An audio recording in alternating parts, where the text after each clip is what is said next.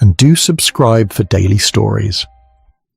Now, on to tonight's tale. Chapter 1. The Last Bus Before Christmas. The afternoon of Christmas Eve had that peculiar quality of suspended time that Miss Marple had observed so many times in St. Mary Mead.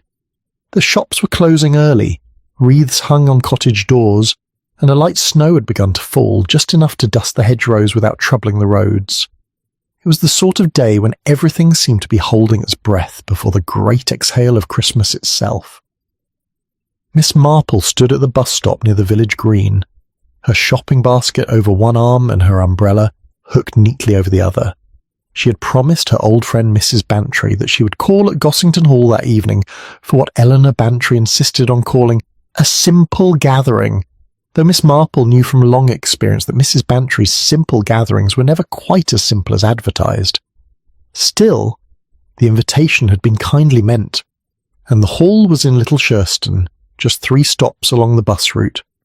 The bus appeared around the corner with a wheezing groan, its windows fogged with the warmth of passengers already aboard. Mr. Hickson, who had driven the route for 20 years, brought it to a careful stop, and the doors folded open with a pneumatic sigh. "Afternoon, Miss Marple," he said cheerfully as she climbed aboard. "Last run before we shut down for the holiday. You picked a good time to travel." "Thank you, Mr. Hickson. I do hope the roads remain clear for you." "Oh, this is nothing. Had worse on Michaelmas. I did." Miss Marple paid her fare and received her ticket, which Mr. Hickson punched with practised efficiency. The bus was perhaps 2/3 full, a comfortable crowd of familiar faces and a few strangers.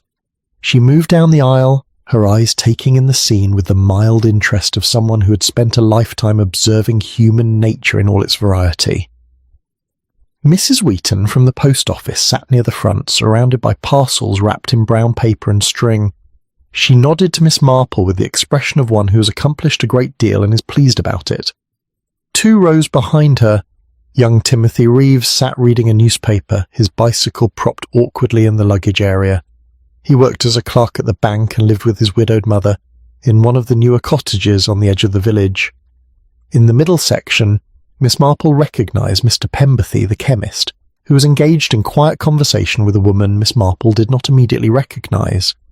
The woman was perhaps 40, well dressed in a dark green coat with fur trim, and she held herself with a sort of careful composure that suggested she was not entirely comfortable. There was something in the set of her shoulders, Miss Marple thought, that reminded her of Mrs. Hargraves, who had once come to St. Mary Mead to visit a relative she hadn't spoken to in 15 years. That particular tension of family duty performed without pleasure. Across the aisle from Mr. Pemberthy sat a man Miss Marple knew slightly by sight. Mr. Ewers. Mr. Edwin Lorimer was a retired solicitor who had taken a house in St. Mary Mead some 3 years previously. He was a man of perhaps 65, thin and precise in his movements, with the sort of face that suggested a lifetime of reading contracts and finding the clauses others had missed. He held a parcel on his lap, wrapped in plain paper and tied with twine, and his gloved hands gripped it with a firmness that seemed excessive for such a modest package. Miss Marple selected a seat near the back, where she could observe the other passengers without appearing to stare. It was a habit born of years in a small village, where one learned to gather information through peripheral vision and careful listening rather than direct inquiry. The bus lurched forward, and the journey began. For several minutes there was only the comfortable sound of the engine and the occasional murmur of conversation. Mrs. Wheaton consulted a list she had drawn from her handbag, moving her lips slightly as she counted items. Timothy Reeves turned a page of his newspaper. Mr. Pemberthy gestured toward the window, making some remark about the weather to his companion, who nodded but did not reply. It was Mr. Lorimer who first caught Miss Marple's sustained attention. He had shifted the parcel from his lap to the seat beside him, then picked it up again, then set it down once more. His movements had the quality of a man who cannot quite get comfortable, though the seat itself seemed adequate enough. After a moment he removed his gloves and placed them in his coat pocket, then immediately took them out again and put them back on. It was a small thing, but it spoke of an inner disturbance, a preoccupation that would not let him rest. The woman in the green coat glanced back at him once quickly, then returned her attention to Mr. Pemberthy, but Miss Marple had seen the look, and it had not been casual. There had been something measuring in it, something calculated. The bus made its first stop at Bickham Corner, where an elderly man disembarked with much fussing over his walking stick. As the doors closed again, Miss Marple noticed that the woman in the green coat had risen slightly in her seat, as though preparing to move, but she settled back down when a young mother with a child boarded and took the newly vacant seat. Mr. Lorimer had noticed this as well.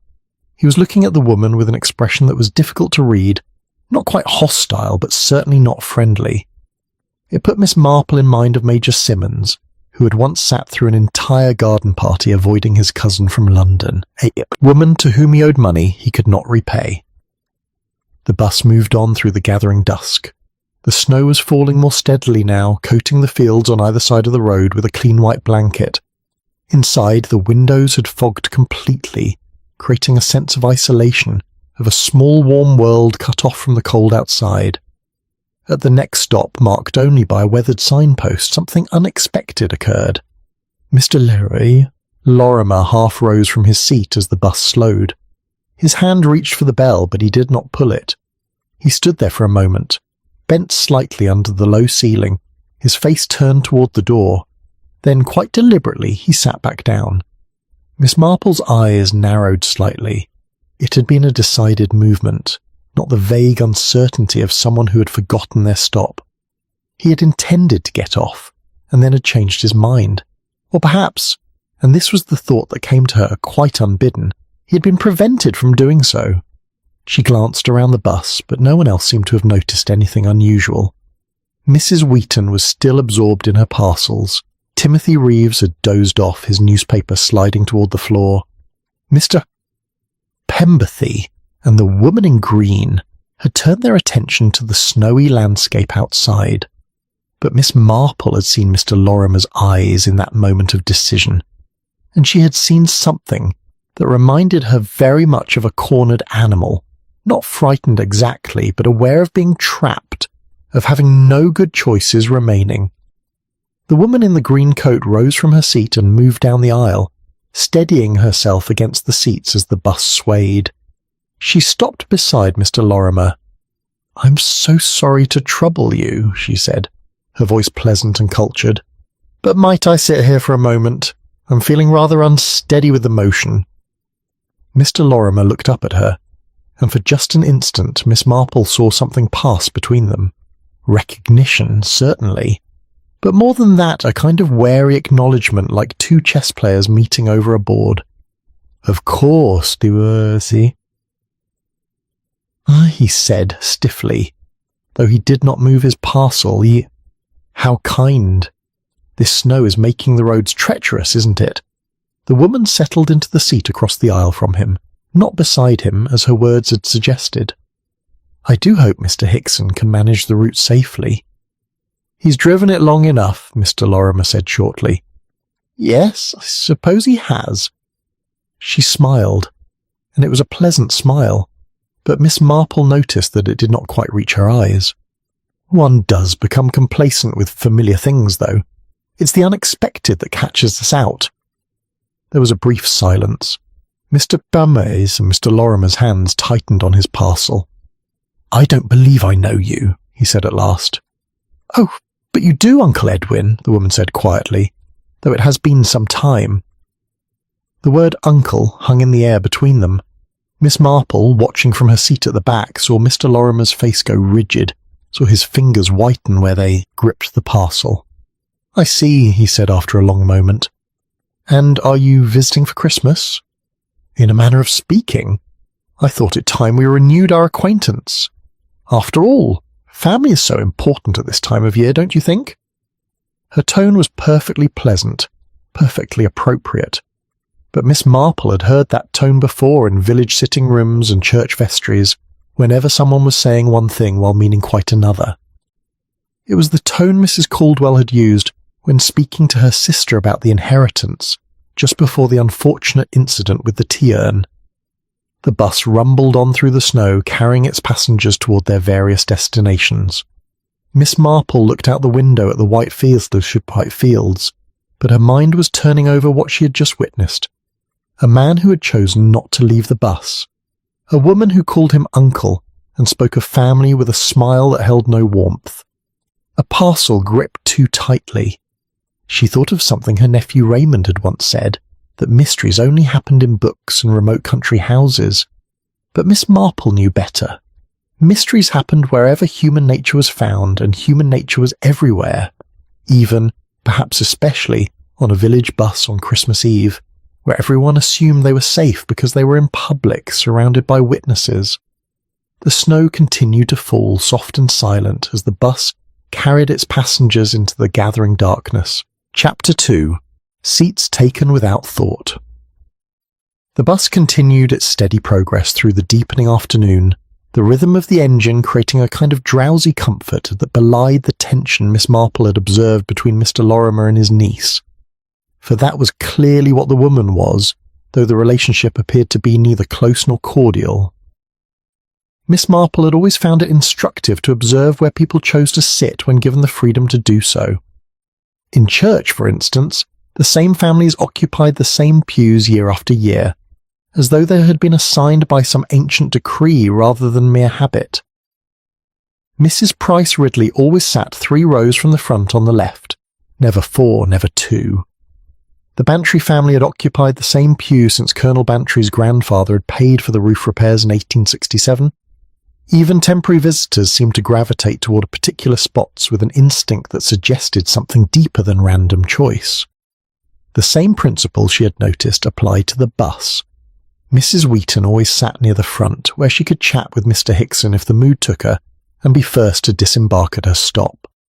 Young Timothy Reeves preferred the middle section on the right side, where the window afforded the best view of the cricket ground they passed on the way to Little Shurston. Mr. Homer Pemberthy, when he travelled by bus at all, took a seat that allowed him to stretch his legs, for he was a tall man and complained of rheumatism in damp weather. What was interesting, and Miss Marple filed this away in the careful mental catalogue she maintained, was that Mr. Lorimer had not taken his usual seat. He ordinarily sat near the front, just behind Mrs. Wheaton, where he could fold his newspaper precisely and read without the bus's motion disturbing him. Today he had chosen the middle section, and he had chosen it, Miss Marple suspected, quite deliberately. The woman in the green coat, his niece, had initially sat with Mr. Pemberthy, engaging him in conversation about nothing in particular. But her choice of seat had positioned her where she could observe Mr. Lorimer, without appearing to do so. It was the sort of arrangement one saw in village sitting rooms when 2 parties wished to avoid direct confrontation, while remaining acutely aware of each other's presence. Miss Marple's attention was drawn back to the present moment by a slight commotion near the front of the bus. The young mother who had boarded at Bickham Corner was struggling with her child, boy of perhaps 4 who had dropped his toy soldier and was now wailing for its return. The soldier had rolled under the seat in front of them, and the mother was attempting to retrieve it while keeping hold of her shopping and maintaining her composure. "Here now, let me help with that," said a cheerful voice. A man Miss Marple had not previously noticed rose from his seat. He was perhaps 50, broad-shouldered and ruddy-faced, with the look of someone who spent his days outdoors. She recognised him after a moment, Mr. Garrett, who kept a small farm just outside the village and occasionally sold eggs at the market. He retrieved the toy soldier with surprising agility for a man of his build and presented it to the child with a little bow that made the boy stop crying and giggle instead. "There you are, young man. Best keep a firm grip on it now, eh? Can't have the troops going AWOL on Christmas Eve." The mother thanked him warmly, and Mr. Garrett returned to his seat with the satisfied air of one who has performed a small kindness and expects no reward for it. But Miss Marple noticed that his seat was directly across from Mr. Lorimer, and that he had taken it after Mr. Lorimer had boarded, not before. It might mean nothing. Then again, it might mean a great deal. The niece, Miss Marple found herself wishing she knew the woman's name, had watched this small drama with interest. As Mr. Garrett settled back into his seat, she leaned forward slightly. "How kind of you," she said. "Children can be such a trial when travelling, can't they? Though I suppose one becomes accustomed." "I've 3 of my own," Mr. Garrett replied amiably. all grown now, but I remember the days well enough. You have children yourself, miss." "Mrs.," the woman corrected gently. "Mrs. Devering. And no, I'm afraid I've not been blessed in that way." "Ah, well, every life has its own shape, doesn't it?" "Indeed it does." The exchange was perfectly ordinary, the sort of casual conversation that arose naturally between strangers on a bus. Yet Miss Marple found herself noting it, filing it away. Mrs. Devering had given her name, which she had not done when speaking to her uncle, and she had done so in a voice loud enough for Mr. Lorimer to hear, though she had not looked at him directly. Mr. Lorimer, for his part, had gone very still at the mention of the name. His hands remained on his parcel, but his knuckles had whitened again, and his jaw was set in a line that spoke of barely suppressed emotion. It reminded Miss Marple of the way Mr. Raphael had looked when his son had arrived at the Golden Palm Hotel in the Caribbean, that mixture of anger and resignation, and something deeper that might have been grief. The bus slowed for another stop, this one at the crossroads where the old Roman road intersected with the modern highway. No one disembarked, but 2 new passengers climbed aboard, Miss Hartwell, who taught at the village school, and Dr. Mead, who kept a small practice in Little Shurston and made rounds in St. Mary Mead twice a week. Miss Hartwell took a seat near the back, close enough to Miss Marple that a conversation could be struck up if desired. Dr. Mead, however, paused in the aisle, surveying the available seats with the careful consideration of a man who had learned to value comfort where he could find it. "Afternoon, Miss Marple," he said, touching his hat. "Off to visit friends for the holiday?" "Yes, Doctor. Mrs. Bantry has been kind enough to invite me to Gossington Hall." "Splendid, splendid. The Bantrys always put on a good show at Christmas." He glanced around once more, then selected a seat across the aisle from Mr. Pemberthy, who nodded to him in professional acknowledgement. It occurred to Miss Marple that the bus now contained quite a cross-section of village society. The postmistress, the chemist, the doctor, the farmer, the bank clerk, the schoolteacher. And threading through this familiar tapestry were the 2 strangers, or rather the one stranger and the returning relation who might as well be a stranger, given the reception she had received. The seating arrangement, viewed as a whole, created a kind of pattern. Miss Marple had always been good at patterns. In her knitting, she could see instantly where a stitch had been dropped, or a colour repeated incorrectly. In village life, she had learned to recognise the patterns of human behaviour that signalled trouble brewing beneath the surface. What she saw now was an arrangement that seemed random but might not be. Mrs. Wheaton at the front, absorbed in her own concerns. Timothy Reeves dozing in the middle. Then Mr. Lorimer and Mr. Garrett facing each other across the aisle, with Mrs. Devering just behind and Mr. Pemberthy and Mead forming a second row. Miss Hartwell and Miss Marple at the back, observers rather than participants. It was rather like a stage set, Miss Marple thought, with the actors positioned for maximum dramatic effect. Though of course that was a fanciful notion. People sat where they sat for perfectly ordinary reasons, and yet Mrs. Devering rose again. She seemed restless, unable to settle, and moved back toward the rear of the bus, ostensibly to look at something through the back window. As she passed Mr. Lorimer's seat, she paused. "I do hope you're comfortable, Uncle Edwin," she said. "You look rather pale. Are you quite well?" "Perfectly well, thank you." His voice was clipped, formal. "I'm so glad.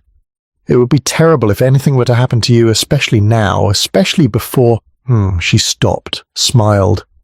"Well, before Christmas, of course, the season of goodwill." She moved on, leaving Mr. Lorimer staring straight ahead with an expression Miss Marple could not quite interpret. It was not fear exactly, though there was something of that in it.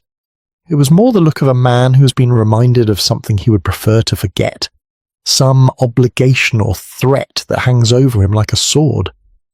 Miss Hartwell, who had witnessed this exchange with mild curiosity, leaned toward Miss Marple. "Do you know who that woman is?" she whispered. Boy, I don't recall seeing her in the village before." "I believe she is Mr. Lorimer's niece," Miss Marple replied quietly, "though they do not appear to be on the best of terms." "Family, so," Miss Hartwell said with feeling. Always complicated, isn't it? I have a brother in Australia I haven't spoken to in 10 years. Not because of any great quarrel, you understand. We simply drifted apart. Yes, drifting apart is easy enough, Miss Marple agreed. It's the coming back together that proves difficult. One never quite returns to the same place one left. The bus rounded a curve and the passengers swayed with the motion. Mr. Lorimer's parcel slipped from his lap and would have fallen to the floor if Mr. Garrett hadn't reached out a quick hand to steady it. "Careful there," he said. "Don't want to lose that, do you?" "Thank you." Mr. Lorimer took the parcel back, but his expression suggested he was not particularly grateful for the assistance. He pulled the parcel closer to his chest, almost protectively. "Heavy little thing, isn't it?" Mr. Garrett observed conversationally. "Books, is it?" "Medicine," Mr. Lorimer said shortly. "From Mr. Pemberthy's shop, nothing that would interest you." "Ah, well, we all need our medicines at our age, don't we? I'm on tablets myself for the blood pressure, doctor's orders." Mr. Lorimer did not reply to this. He had turned his face toward the window, effectively ending the conversation. But Miss Marple had noticed something interesting. When Mr. Garrett had steadied the parcel, his fingers had pressed against the paper wrapping just long enough to gauge its contents. It had not been a casual touch. It had been deliberate, investigative, and Mr. Lorimer had noticed it too. His reaction had been immediate and defensive, the response of someone whose possessions had been examined without permission. The snow continued to fall outside, heavier now, beginning to accumulate on the hedgerows and fence posts. Inside the bus, the warmth and the gentle motion had lulled most of the passengers into a kind of peaceful stupor. Mrs. Wheaton had put away her list and was gazing contentedly at the snowy landscape. Timothy Reeves snored gently, his newspaper abandoned on the seat beside him. Even Dr. Mead had closed his eyes, his medical bag resting securely at his feet. But some of the passengers remained alert. Mrs. Devering stood near the back window, ostensibly watching the road behind them, though Miss Marple suspected she was actually watching Mr. Lorimer's reflection in the glass.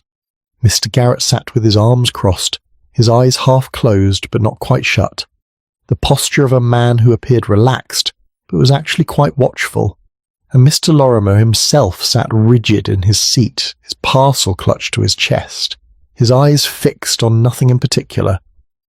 3 people, Miss Marple thought, all focused on one thing, though whether that thing was the parcel itself or what it represented, or something else entirely, she could not yet determine. The bus slowed for another stop, and Miss Marple noticed that they were approaching the village of Bidwell, where a small lane branched off toward the old Norman church. It was the sort of place where nothing ever happened, where life proceeded at its ancient pace undisturbed by modern concerns. Or so everyone believed. Miss Marple had lived long enough to know that such places often harboured the deepest secrets of all. Chapter 3: The Stop Everyone Missed. The bus approached the Bidwell stop with its usual grinding of gears and hiss of brakes. Miss Marple, who had travelled this route many times over the years, knew that few passengers ever alighted here. The stop served primarily the Norman church, which held services only once a month now that the vicar had taken on 3 additional parishes, and a handful of cottages so scattered among the fields that their occupants preferred to walk rather than wait in the cold for a bus that might be delayed. Today, as expected, the bus slowed but did not come to a complete stop. Mr. Hickson glanced in his mirror to see if anyone wished to disembark, received no signal, and began to accelerate again. But then something unexpected happened. Mr. Lorimer half rose from his seat, his hand reaching toward the bell cord that ran along the ceiling of the bus. His movement was sudden enough to catch the attention of several passengers. Mrs. Wheaton looked back over her shoulder. Dr. Mead opened his eyes. Even Timothy Reeves stirred in his sleep, though he did not wake. Mr. Lorimer's hand hovered near the cord, his fingers actually touching it. Miss Marple could see the indecision written plainly on his face, a desperate quality, as though he were calculating odds in his head and finding none of them favourable. It reminded her of the time young Michael Ashe had stood at the altar on his wedding day, and everyone in the church had held their breath, wondering if he would actually go through with it. He had, of course, but the moment of doubt had been visible to anyone who knew how to look. The bus had slowed almost to walking pace. The door was perhaps 10 feet from where Mr. Lorimer sat. It would have been the simplest thing in the world to pull the cord. To wait for Mr. Hickson to stop completely, to gather up his parcel and step down into the snowy afternoon. But he did not. His hand dropped back to his lap, and he sank into his seat with an audible exhalation that might have been relief, or resignation, or some complicated mixture of both. The bus picked up speed again, and the Bidwell stop receded behind them, just another unmarked point on a familiar route. Miss Marple had watched this small drama with the keenest interest. Mr. Lorimer's hesitation had not been the vague uncertainty of someone who had momentarily forgotten whether this was their stop. It had been something far more definite, a desire to leave the bus that had been checked by something stronger than mere forgetfulness. But what? Fear, duty, the presence of his niece? Mrs. Devering had certainly noticed the incident. She had been standing near the back of the bus, and from that vantage point she had a clear view of her uncle's actions. Her expression had not changed. She maintained that same pleasant, composed demeanour, but her eyes had narrowed slightly, and Miss Marple thought she detected a small, satisfied smile playing at the corners of her mouth. It was the smile of someone whose plans were proceeding as expected. Mr. Garrett, too, had observed the moment with interest. He had turned in his seat, ostensibly to look out the window at the Bidwell church, but Miss Marple had seen his eyes flick toward Mr. Lorimer, taking in the older man's agitation with the assessing gaze of someone who knew how to read the signs of distress. "Lovely old church, that," Mr. Garrett remarked to no one in particular. "Norman Tower, if I remember correctly. Haven't been inside in years, though. Do they still hold services there, Mr. Pemberthy?" The chemist looked up from his contemplation of the snowy landscape. "Once a month, I believe.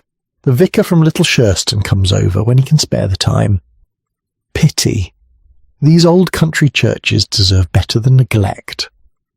Mr. Garrett settled back in his seat, but his eyes remained on Mr. Lorimer, who was now staring fixedly at his parcel, as though it contained something that required constant vigilance. Miss Marple considered what she had just witnessed. A man who had nearly left the bus, but had chosen, or been compelled, to remain. The question was why? What would make a man change his mind at the last possible moment? Several possibilities suggested themselves. Perhaps he had remembered something he needed to do, some errand that required him to continue to Little Shurston rather than disembarking early. But that seemed unlikely given the decisive way his hand had reached for the bell cord. One did not reach for the cord unless one fully intended to stop the bus. Perhaps he'd seen something outside the window that had alarmed him, but Miss Marple had been watching the landscape as well, and there had been nothing unusual visible, only the snow-covered fields, the church tower, and the empty lane leading away from the main road. Or perhaps, and this seemed most probable, he had realised that leaving the bus would put him in a vulnerable position. Bidwell was isolated, the cottages far apart, the next bus not until after Christmas.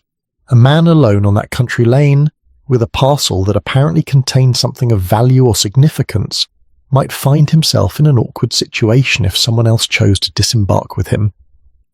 Miss Marple's eyes moved to Mrs. Devering, who had now returned to her seat near Mr. Pemberthy.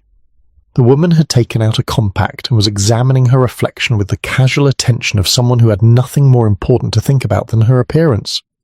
But Miss Marple had not forgotten that satisfied smile, that predatory awareness. "Are you quite all right, Mr. Lorimer?" Dr. Mead's voice cut through the quiet rumble of the bus. "You look rather pale. Nothing wrong, I hope?" Mr. Lorimer started, as though the doctor's words had pulled him from some deep reverie. "Perfectly fine, thank you, doctor. Just a touch of indigestion. Nothing to concern yourself with." "If you're certain, though I must say this weather can't be helping. The cold affects the circulation, you know, sets off all manner of complaints." "Yes, I'm sure you're right." "You're still taking the medication I prescribed last month, I trust? The tablets for your heart?" There was the briefest pause before Mr. Lorimer answered. "Yes, doctor, regular as clockwork." Good. Can't be too careful at our age. Heart trouble's nothing to trifle with. Dr. Mead shifted in his seat, making himself more comfortable. I assume you picked up your latest prescription from Pemberthy's? I saw you coming out of the chemist's shop yesterday afternoon.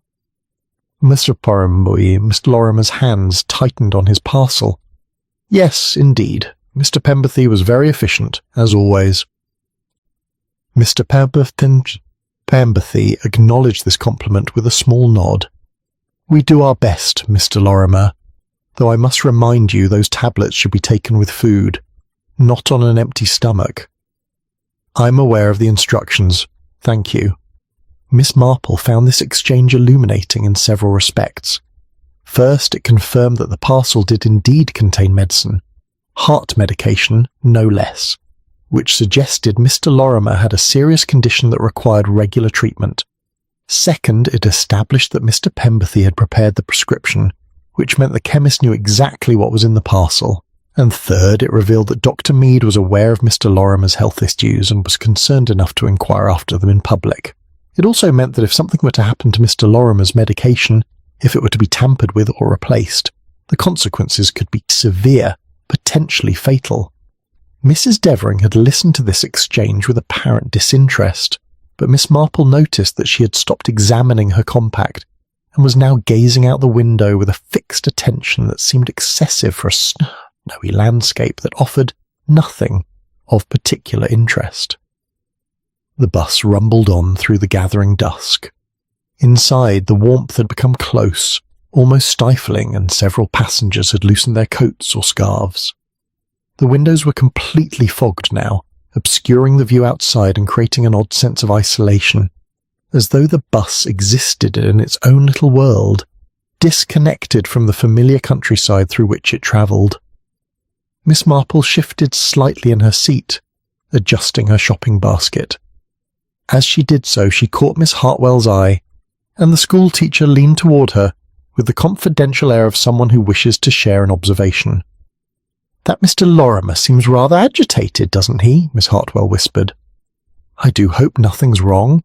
He's always struck me as such a composed gentleman. Perhaps he's anxious about the weather, Miss Marple suggested mildly. It can be worrying to travel in snow, especially at his age. Yes, I suppose so. Though I must say his niece doesn't seem concerned, rather composed, isn't she? Almost unnaturally so. Miss Marple had to agree with this assessment. Mrs. Devering sat with her hands folded in her lap, her expression serene, showing no signs of the anxiety that might be expected from someone travelling on a snowy Christmas Eve to visit an uncle with whom she was clearly not on good terms. It was the composure of someone who knew exactly what was going to happen and had no fear of the outcome. The bus slowed again for the next stop, where a lane led off toward the Ridgway Farms. This time no one moved toward the bell cord. Mr. Lorimer remained rigidly in his seat, his decision apparently made. Whatever had prompted his near departure at Bidwell, he had committed himself now to staying on the bus until his intended destination. Or perhaps, Miss Marple thought, he had simply realised that there was no escape, that whatever was going to happen would happen regardless of where he chose to disembark, that the trap, if trap it was, had already been sprung, and his only choice now was to see it through to its conclusion. The snow fell more heavily, coating the world in white silence, and inside the warm, close confines of the bus, the passengers continued their journey, each absorbed in their own thoughts, unaware, or perhaps all too aware, of the small drama unfolding in their midst. Miss Marple folded her hands over her shopping basket and continued to observe. In her experience, the most important moments were often the ones that seemed insignificant at the time. A hesitation, a change of mind, a decision not made.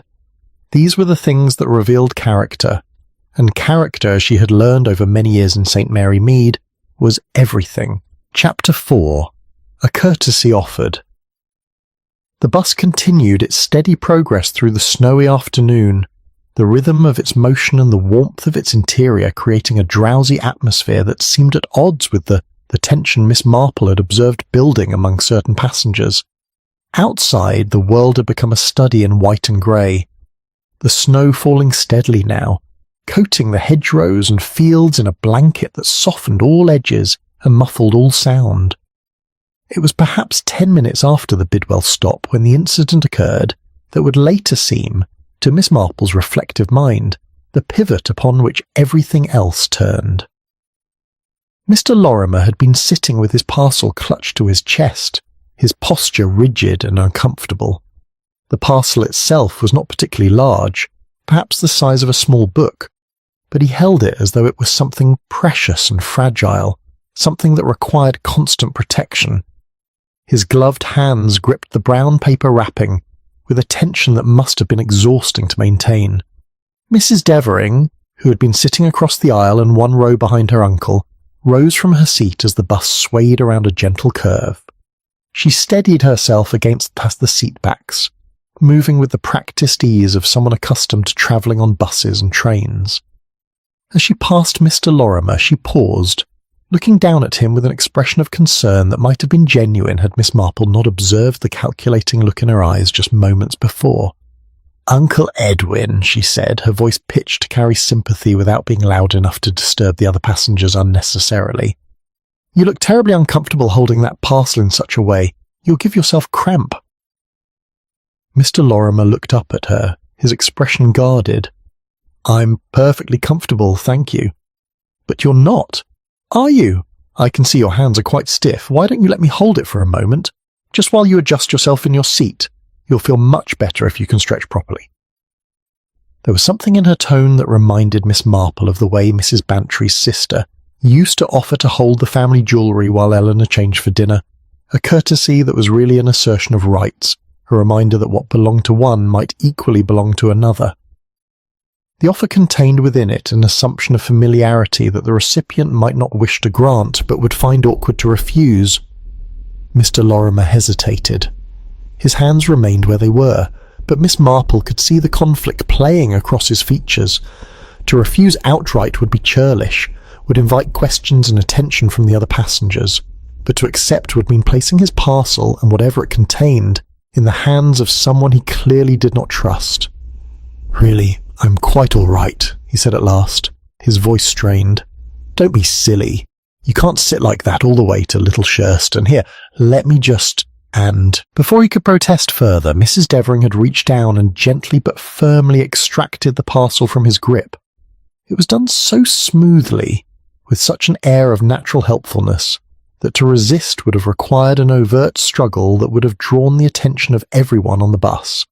Mr. Lorimer's face went pale, then flushed with suppressed anger. But he said nothing.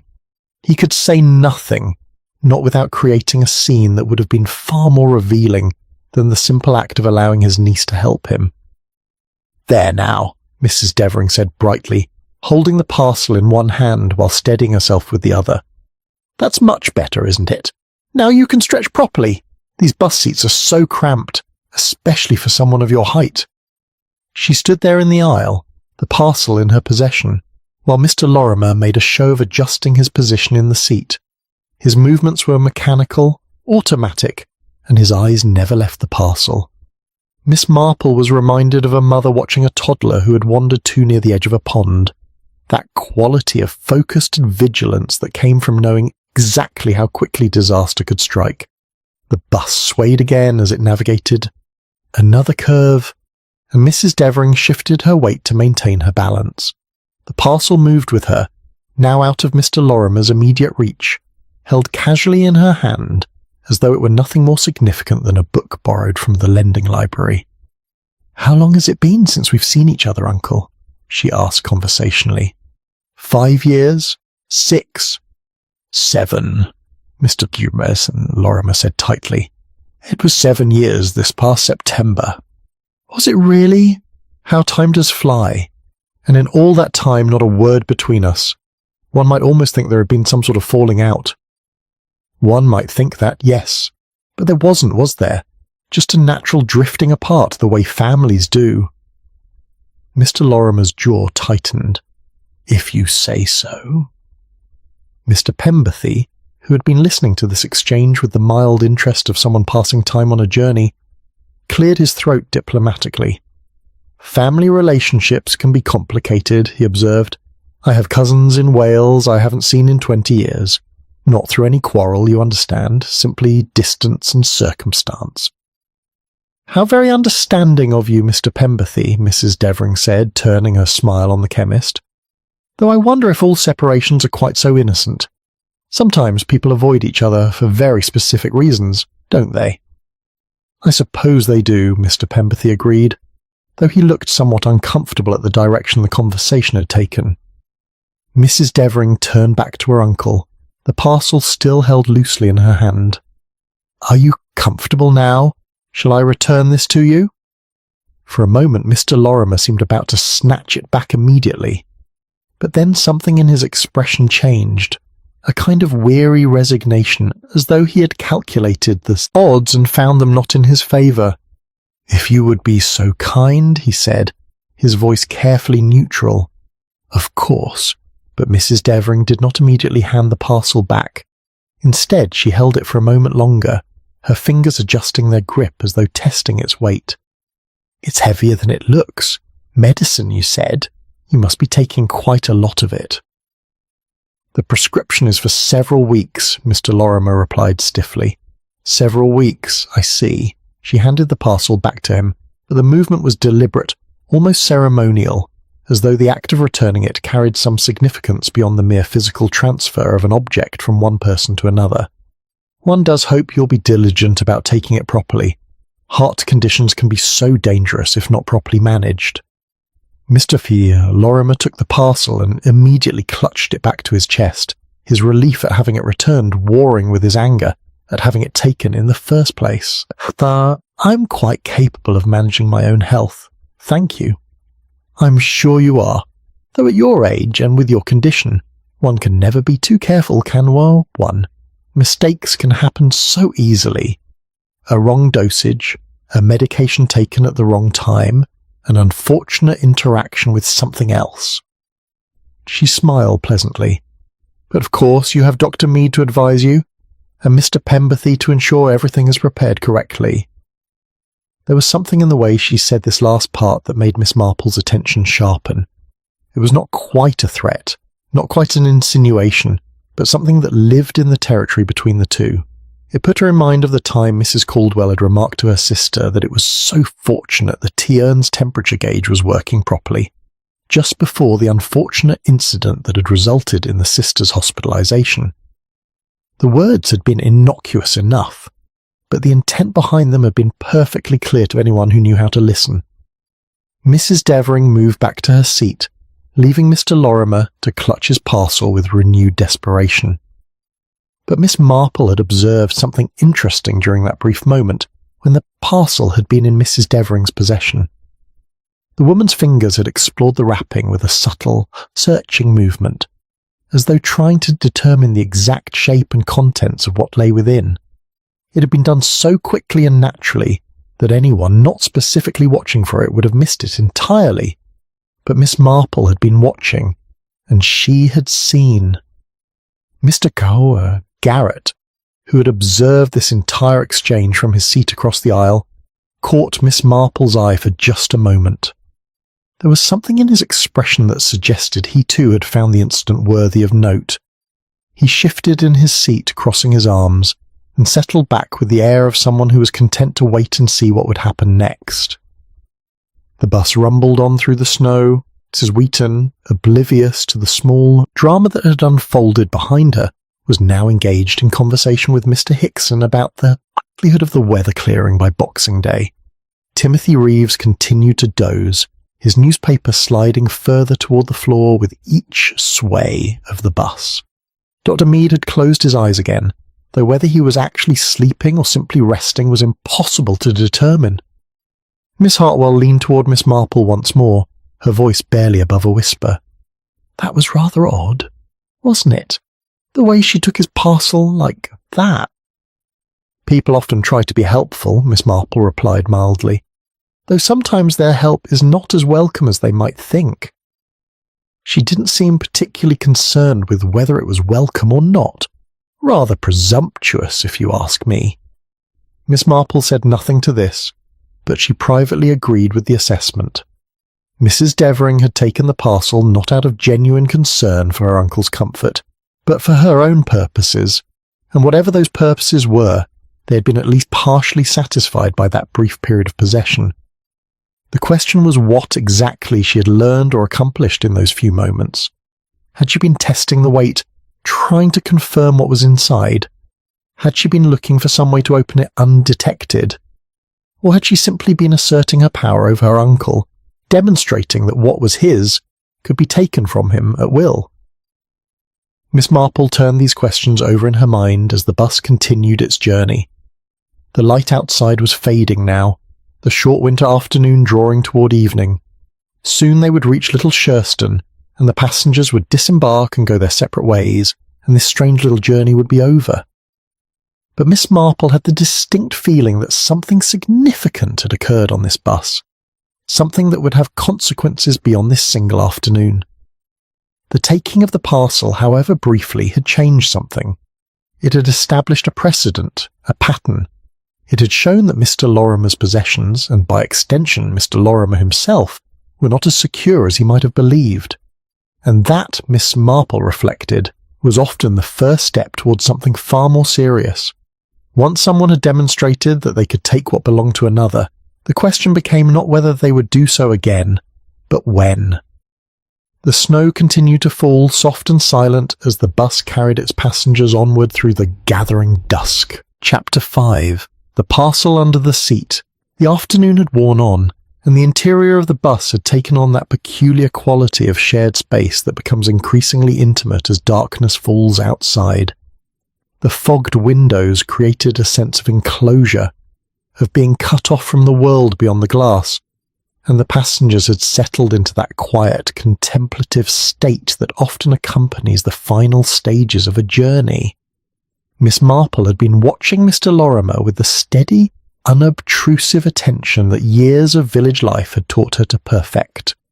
One learned in St. Mary Mead to observe without appearing to stare, to gather information through peripheral vision and careful listening rather than direct scrutiny. It was a skill that had served her well on many occasions, and it was serving her well now. Mr. Lorimer had recovered his parcel from his niece, and for several minutes he had held it with the same rigid intensity as before. But gradually, so gradually that Miss Marple suspected he was not entirely aware of it himself, his grip had begun to relax. His hands, which had been clenched white-knuckled around the brown paper, had loosened slightly.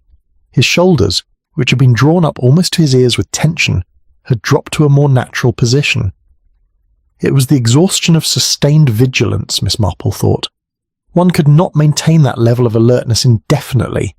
Eventually, the body demanded rest, and the mind followed suit. She had seen it before in various contexts: the nurse who finally dozed off after 3 days of watching over a patient, the guard who nodded at his post in the small hours of the morning. Human attention, however determined, had its limits. What happened next occurred so naturally, so incrementally, that it would have been easy to miss if one had not been watching carefully. Mr. Lorimer shifted in his seat, adjusting his position to ease what must have been considerable discomfort. As he did so, the parcel slipped from his lap toward the floor. He caught it automatically, but the movement seemed to remind him that holding it constantly was unnecessary. The bus was warm, his coat was heavy, and his arms were tired. He looked around as though assessing his options. The seat beside him was empty. Mrs. Wheaton had taken the window seat in the row ahead, leaving the aisle seat vacant. He could place the parcel there where it would be visible and within easy reach. That would have been the obvious choice. But instead, after a moment's consideration, Mr. Lorimer leaned forward slightly and placed the parcel on the floor beneath the seat in front of him. He positioned it carefully, wedging it between the metal support legs where it would be secure from the bus's motion, but hidden from casual view. Then he straightened up, settled back in his seat, and for the first time since boarding the bus, allowed himself to relax. Miss Marple found this choice fascinating. Why would a man who had been so protective of his parcel, who had clutched it to his chest with such determination, suddenly decide to place it out of sight? The answer, she suspected, lay in the very thing that made the action seem contradictory. By placing the parcel under the seat, Mr. Lorimer had made it less obvious, less vulnerable to the kind of casual appropriation his niece had demonstrated earlier. It was hidden, but still within his control, or so he believed. A person standing in the aisle could not simply reach down and take it without making their intentions obvious. It was the logic of someone who had been made acutely aware of his vulnerability and was taking steps to protect himself. But it was also, Miss Marple reflected, the logic of someone who did not fully understand the nature of the threat he faced. Mrs. Devering had observed this action with interest. She had been looking out the window, or appearing to, but Miss Marple had seen her eyes track the movement of the parcel in the reflection of the glass. Now she sat very still, her hands folded in her lap, her expression unchanged. But there was a quality of heightened awareness about her, a tension that suggested her mind was working rapidly through possibilities and calculations. Mr. Garrett had noticed as well. He had been reading a farming periodical he'd drawn from his coat pocket, but his eyes had flickered up at the crucial moment, taking in the new location of the parcel. He made no comment, gave no sign that he had observed anything unusual. But Miss Marple had learned over the years that the people who noticed things and said nothing were often more significant than those who noticed and spoke. The bus swayed as it navigated a section of road that ran between high hedgerows, now laden with snow. Several passengers reached out to steady themselves. Mrs. Wheaton's parcels shifted in her lap, and she made small tutting sounds as she rearranged them. Timothy Reeves woke with a start, looked around in brief confusion, then settled back into his drowse. In that moment of general distraction, Miss Marple saw Mrs. Devering lean forward slightly in her seat, as though adjusting her shoe. It was a perfectly natural movement, the sort of thing anyone might do after sitting for an extended period. But Miss Marple noticed that her eyes were focused not on her shoe, but on the space beneath Mr. Lorimer's seat, where the parcel now rested. She was measuring distances, Miss Marple realized, calculating angles and opportunities, planning. The recognition sent a small chill down Miss Marple's spine. She had seen that look before, in circumstances that had not ended well. It was the look of someone who had identified an objective and was determining the most efficient means of achieving it. There was nothing impulsive or emotional about it. It was cold, practical calculation. Mr. de Pemberthy had dozed off, his head tilted back against the seat, his mouth slightly open. Dr. Mead appeared to be reading a medical journal, though at this angle and in this light it was difficult to be certain. Miss Hartwell had taken out her knitting, a scarf in red wool that was progressing steadily despite the motion of the bus, the ordinary activities of ordinary people on an ordinary bus journey.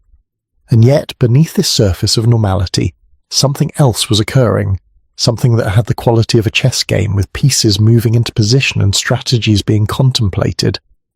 Miss Marple's attention was drawn back to the parcel under the seat. From her position at the back of the bus, she could just make out its corner, the brown paper darker against the darker floor. It looked innocent enough, that small package. Just medicine, as Mr. Lorimer had said. Heart medication that he needed to take regularly to manage a serious condition. But Miss Marple had lived long enough to know that the most dangerous objects were often the most innocent-looking. A cup of tea could be poisonous. A letter could destroy a reputation. A gift could conceal a threat. The appearance of harmlessness was often the most effective disguise. She thought about what she had observed so far. A man and his estranged niece travelling on the same bus but not together. A parcel that contained medicine that the man needed for his survival. A brief moment when that parcel had been taken from his possession, examined, then returned. And now, the parcel placed in a location where it was hidden, but potentially accessible to anyone who knew where to look. The pattern was forming in her mind, though she could not yet see its complete shape. It reminded her of the time she had watched Mrs. Caldwell prepare tea for her sister, each movement perfectly innocent in itself, but together forming a sequence that had resulted in tragedy. Small actions, insignificant in isolation, but deadly when combined with intent. Mr. Lorimer seemed unaware of the attention his parcel was receiving. He had closed his eyes, though Miss Marple suspected he was not actually sleeping. There was a tension around his mouth, a tightness in his jaw that spoke of a mind that would not rest. He was a man carrying a burden, she thought. Not just the burden of his illness, but something else, some knowledge or fear that weighed on him constantly. The bus began to slow and Mr. Hickson called out, "Meadowbrook Lane, next stop." Several passengers stirred. A woman Miss Marple had not paid particular attention to, middle-aged, respectably dressed, carrying a shopping basket, rose from her seat near the front and made her way to the door. The bus stopped, the doors opened, and she descended into the snowy evening. The doors closed again, and the bus moved on. In that brief moment of stopping and starting, when everyone's attention was on the departing passenger, Miss Marple saw Mrs. Devering make a small adjustment to her own position. She had shifted forward in her seat, just slightly, narrowing the distance between herself and the row where her uncle sat. It was subtle enough that no one else would have noticed, but Miss Marple noticed. The pieces were moving into position. The game, whatever it was entering a new phase. Miss Marple looked down at her shopping basket, then out at the snowy landscape barely visible through the fogged windows. They would reach Little Shurston soon.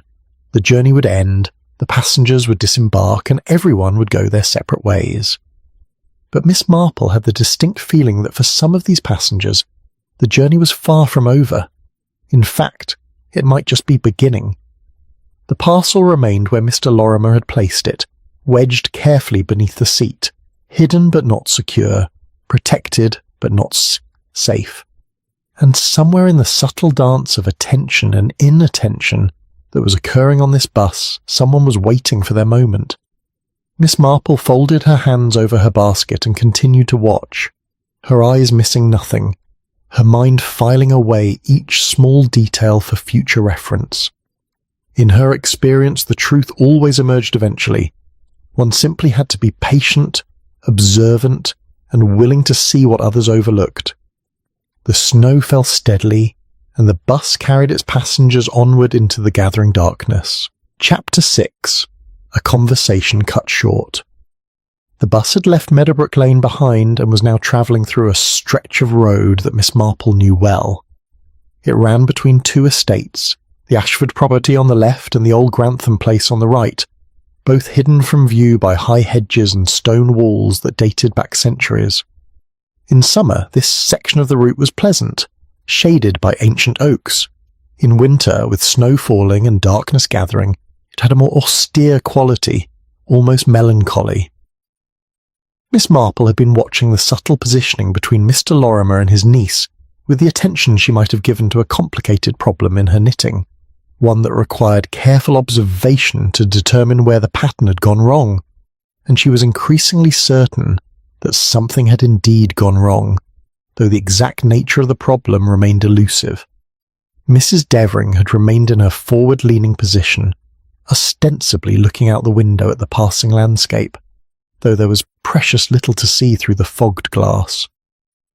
Mr. Lorimer had opened his eyes and was staring straight ahead with the fixed gaze of someone lost in uncomfortable thought.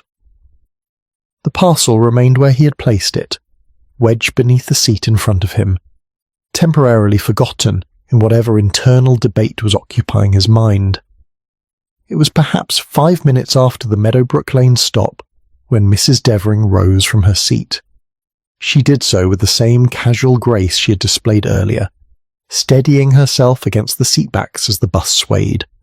But this time, instead of moving toward the back of the bus, or engaging Mr. Pemberthy in conversation, she moved directly to the seat across the aisle from her uncle.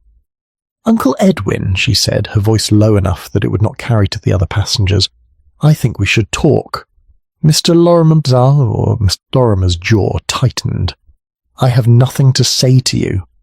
"But I have a great deal to say to you, about the will, for instance." At the word will, Mr. Lorimer's eyes snapped to her face. His expression was a mixture of anger and something that might have been fear. "That is none of your concern." "But it is my concern, Uncle. Very much so." She settled into the seat, arranging herself with the air of someone who intended to stay for a while. "I understand you've been consulting with a new solicitor, Mr. Weatherby from the firm in Market Harborough. Quite prestigious, I'm told." "How did you—" Mr. Lorimer stopped himself, but too late. He had confirmed what she had stated as fact. "How did I know? I have my sources. You shouldn't be surprised. Family matters have a way of becoming known, don't they? Especially when they involve significant sums of money." Miss Marple, listening from her seat at the back, found this exchange deeply troubling. The discussion of wills, particularly in the presence of the intended beneficiary, or in this case what appeared to be a potential disinherited beneficiary, was not something one undertook lightly. It suggested a relationship that had moved beyond mere estrangement into active hostility. Mr. Lorimer glanced around as though hoping someone might interrupt this conversation, but the other passengers were absorbed in their own concerns. Mrs. Wheaton was checking her parcels yet again. Timothy Reeves had woken and was gazing blankly out of the window.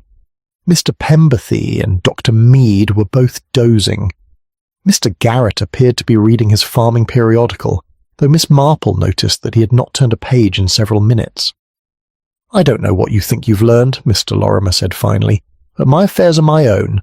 I'll dispose of my property as I see fit." "Of course you will, that's your right as a property owner. But I wonder if you fully considered the consequences of your decision." Mrs. Devering's voice remained pleasant, almost conversational, but there was steel beneath the silk. "After all, there are expectations, promises made, if not explicitly, then implicitly. When your brother died, my father, you assured him I would be cared for. And you were cared for. You received your inheritance from your father's estate, which was considerably smaller than it should all have been, as you well know. The investments you recommended proved unfortunate." "I recommended nothing. I merely provided information, which you were free to act upon or ignore as you chose." Miss Marple absorbed this exchange with interest. So the niece had suffered financial losses that she attributed, fairly or not, to her uncle's advice. It was a common enough source of family discord. Money, in Miss Marple's experience, had a way of poisoning relationships more effectively than any toxin. She had seen it happen in St. Mary Mead often enough. Siblings who stopped speaking over an inheritance, cousins who went to court over a disputed bequest, families torn apart by accusations of financial impropriety. Mrs. Devering leaned closer to her uncle, her voice dropping to barely above a whisper. "You're planning to change the will after Christmas, to leave everything to that ridiculous charity. The Society for the Preservation of Medieval Manuscripts, isn't it? As though dusty old books were more important than family." "Perhaps they are," Mr. Lorimer said coldly. "At least they don't." But he never finished his sentence. At that precise moment, the bus turned onto a narrower section of road, one that ran between high stone walls. The turn was sharper than expected, and Mr. Hickson, perhaps being overly cautious due to the snow, braked more abruptly than usual. The passengers lurched forward in their seats. Mrs. Wheaton let out a small cry of alarm as one of her parcels slipped from her lap and tumbled into the aisle. Timothy Reeves grabbed the seat in front of him to keep from pitching forward. Dr. Mead woke with a start, looking around in confusion. Even Miss Marple, who had been braced for the turn, felt herself pressed uncomfortably against her shopping basket. In that moment of general disruption, several things happened almost simultaneously. Mrs. Devering, who had been leaning toward her uncle, was thrown against the back of the seat in front of her. She put out her hand to steady herself, and her fingers brushed against Mr. Lorimer's coat sleeve. Mr. Lorimer, equally off balance, reached down instinctively to check that his parcel was still secure beneath the seat. His hand found it, confirmed its presence, and withdrew, and Mr. Garrett, rising from his seat as though to help Mrs. Wheaton retrieve her fallen parcel, moved down the aisle just as the bus steadied itself. He passed directly by Mr. Lorimer's row, close enough that his coat brushed against the seats. The entire sequence lasted perhaps 5 seconds. Then the bus straightened, Mr. Hickson called out an apology for the rough turn, and everyone settled back into their places. Mrs. Wheaton retrieved her parcel with Mr. Garrett's assistance. Dr. Mead closed his eyes again. Timothy Reeves returned to his window gazing, but Miss Marple had been watching carefully, and she had seen something that troubled her deeply. In that moment of confusion, when everyone was distracted by the sudden movement of the bus, Mrs. Devering's hand had not merely steadied itself against Mr. Lorimer's sleeve, it had moved with purpose, with deliberation, reaching toward the pocket of his coat. And Mr. Lorimer, when he had reached down to check on his parcel, had done so not with the casual gesture of someone confirming what they already knew to be true, but with the urgent motion of someone who feared their possession might no longer be where they had left it. The conversation between uncle and niece had ended as abruptly as the bus's turn. Mrs. Devering returned to her own seat without another word, her expression unreadable. Mr. Lorimer sat rigidly, his hands now clasped tightly in his lap, his eyes fixed on some point in the middle distance. But the tension between them had not dissipated. If anything, it had intensified. It hung in the air like the charged atmosphere before a thunderstorm, waiting for the right conditions to break. Miss Hartwell, who had dropped a knitting needle during the unexpected turn, leaned toward Miss Marple as she retrieved it from the floor. Goodness, that was rather sudden, wasn't it? I do hope Mr. Hickson is feeling quite well. Not like him to take a turn so sharply. The snow makes the roads treacherous, Miss Marple replied. I'm sure he was being cautious. Yes, I suppose so, though it's made rather a mess of my counting. I've lost track of which row I was on. Miss Marple made a sympathetic noise, but her attention was not on Miss Hartwell's knitting. She was thinking about what she had observed, trying to fit the pieces together into a coherent pattern. A conversation about a will and an inheritance. A sudden turn that created a moment of confusion, a hand reaching toward a pocket. A parcel checked and confirmed. Small actions, seemingly unrelated. But Miss Marple had learned over many years that nothing was truly unrelated. Everything connected to everything else, if one could only see the pattern clearly enough. The bus rumbled on through the snowy evening. The lights of Little Shurston were visible now in the distance, a warm glow against the darkening sky. Soon they would arrive, and this strange journey would end. But Miss Marple had the distinct feeling that something had changed in those few seconds of disruption. Something had been set in motion that could not easily be stopped. Like a chess piece moved into an attacking position, or a domino tipped to begin a chain reaction, the events on this bus had acquired a momentum of their own. She looked at Mr. Lorimer, sitting alone with his thoughts and his fears. She looked at Mrs. Devering, composed and watchful. She looked at Mr. Garrett, returned now to his seat, his farming periodical once again open before him. And she wondered which of them, if any, truly understood what was happening on this Christmas Eve bus journey. Chapter 7. The Driver's Detour. The lights of Little Shurston had grown closer, their warm glow a welcome sight against the darkening winter sky. Miss Marple consulted her small watch and noted that they were running perhaps 10 minutes behind schedule. Not unusual in snowy weather, but enough to make those passengers with specific appointments feel the press of time. Mrs. Wheaton had begun gathering her parcels with the purposeful air of someone preparing to disembark. Timothy Reeves had straightened in his seat and was reaching for his bicycle in the luggage area. Even Meade had opened his eyes and was checking his own watch, no doubt calculating whether he would reach his next appointment on time. It was at this moment, when everyone's thoughts were turning toward arrival and the journey's end, that Mr. Hickson's voice came through the bus with unexpected news. Ladies and gentlemen, I'm afraid we'll need to make a short detour. There's been word of roadworks on the main approach to Little Shurston, broken water main apparently. We'll need to take the old coach road. It'll only add a few minutes, but I wanted to let you know. A collective sigh ran through the bus, the sound of people resigned to minor inconvenience. Mrs. Wheaton tutted and began rearranging her parcels yet again. Timothy Reeves settled back into his seat with a look of patient acceptance. Dr. Meade frowned but said nothing. Miss Marple, however, found herself experiencing a small prickle of unease, though she could not immediately identify its source. There was something about the timing of this detour, coming as it did after all that she had observed, that struck her as significant. It was rather like the moment in one of her jigsaw puzzles when a piece that seemed to belong nowhere suddenly revealed itself to be the key to an entire section. The bus turned off the main road onto a narrower lane. The old coach road, as Mr. Hickson had called it, was indeed old. Miss Marple remembered travelling along it as a young woman before the modern highway had been built. It wound through countryside that was less developed, more isolated, with fewer houses and longer stretches between any signs of habitation.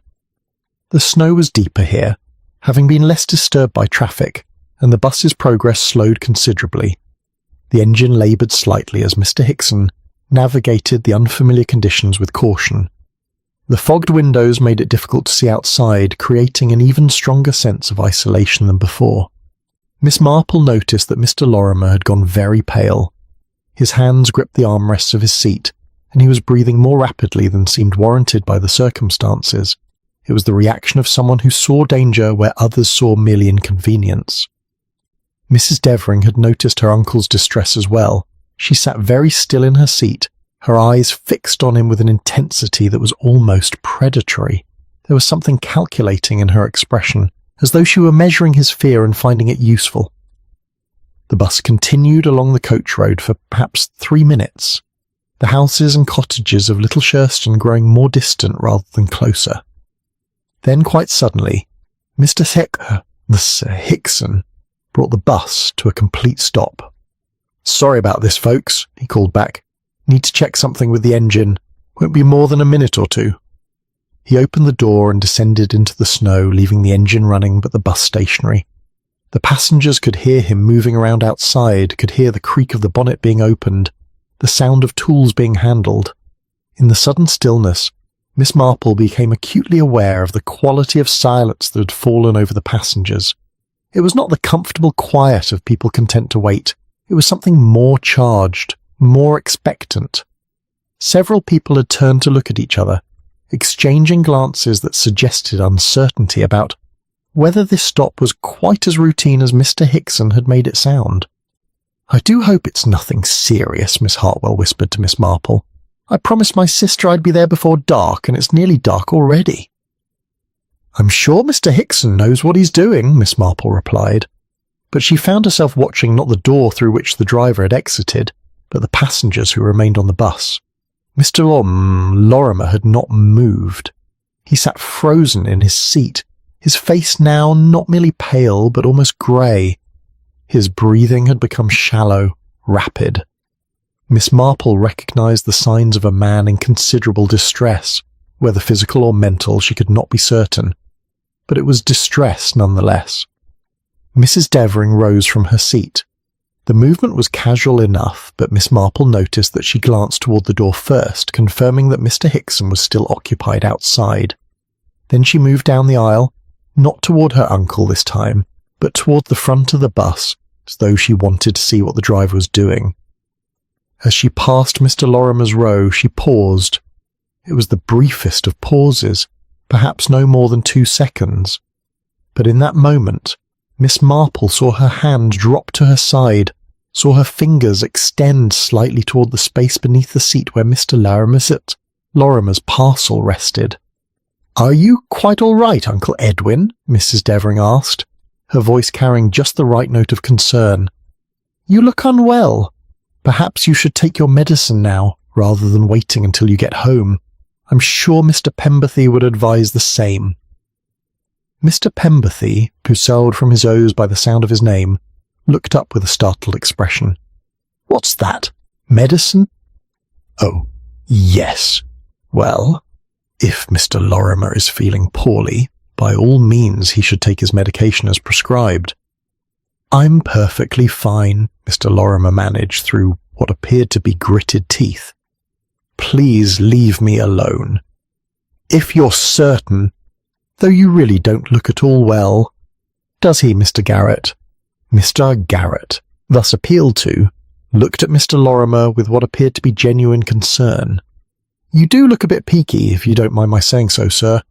Might not be a bad idea to take something, just to be safe." "I said I'm fine," Mr. Lorimer repeated, his voice rising slightly. Several passengers turned to look, and he seemed to realise he had drawn unwanted attention. He made a visible effort to control himself. "Thank you all for your concern, but I assure you I'm quite well." Mrs. Devering smiled and continued toward the front of the bus, where she peered out through the windscreen at whatever Mr. Hickson was doing to the engine. Miss Marple watched her go, then returned her attention to Mr. Lorimer. The man was trembling now, though whether from cold, fear, or illness it was impossible to say. His eyes had taken on a haunted quality, and his hands moved restlessly, first to his coat pockets, then to the armrests, then back to his lap. He was, Miss Marple thought, very near the breaking point. And then he did something that confirmed Miss Marple's worst suspicions. He reached down and retrieved his parcel from beneath the seat. His movements were jerky, uncoordinated, suggesting either extreme agitation or physical distress. He pulled the parcel onto his lap and began to examine it, his fingers running over the brown paper wrapping as though searching for something. His expression, when he found whatever he was looking for, was one of pure horror. Miss Marple leaned forward slightly in her seat, straining to see what had caused such a reaction. From her position at the back of the bus, she could not make out the details, but she could see that Mr. Lorimer's hands were shaking violently as he turned the parcel over, examining it from every angle. The brown paper wrapping looked undisturbed to Miss Marple's eyes. The string that tied it was still in place, knotted exactly as it had been when Mr. Lorimer first boarded the bus. And yet something had changed. Something had altered enough that Mr. Lorimer could detect the difference. Outside, Mr. Hickson closed the bonnet with a solid thunk that echoed in the still air. "All sorted now, folks," he called as he climbed back into the driver's seat, bringing a swirl of cold air and snow with him. "Nothing serious, just a loose connection. We'll be on our way in a moment." He settled himself behind the wheel, brushed snow from his coat and put the bus into gear. The vehicle lurched forward, and they were moving again, slowly at first, then picking up speed as the road widened slightly. But the atmosphere on the bus had changed fundamentally. The stop, brief though it had been, had created a moment of stillness, of suspension, during which something significant had occurred. Miss Marple could feel it in the quality of the silence, in the way certain passengers avoided looking at each other, in the tensions that now hung over everything like fog. Mr. Lorimer sat with his parcel clutched to his chest once more, but his grip now had a quality of desperation rather than mere protectiveness. His eyes darted round the bus, moving from passenger to passenger as though trying to determine which of them had betrayed him, which of them had done whatever had been done during that crucial pause in the journey. Mrs. Devering had returned to her seat and was gazing out the window with an expression of serene satisfaction. Mr. Garrett had put away his farming periodical and was sitting with his arms crossed, his face thoughtful. Mr. Pemberthy had dozed off again, oblivious to the drama unfolding around him. Dr. Mead was checking his watch once more, clearly impatient to reach their destination. And Miss Marple sat at the back of the bus, her mind working rapidly through what she had observed. The detour itself might have been entirely innocent. Broken water mains were common enough in winter. But the timing of it, coming after the fraught conversation between Mr. Lorimer and his niece, after the parcel had been examined and then placed beneath the seat, seemed almost too convenient.